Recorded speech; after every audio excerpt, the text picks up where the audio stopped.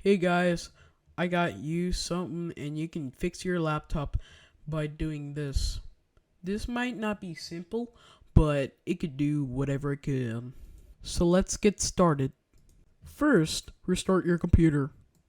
By the way, my model is a HP Pavilion G6 and I've updated the firmware on this laptop to F.48.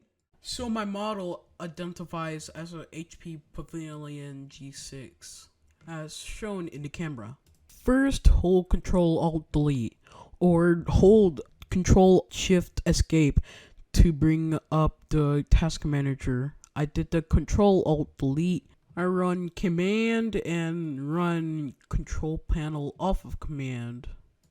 So run Explorer exe and end the other task of Explorer exe. And your startup sound is heard again. So if there was any problems, let me know in the comment section below.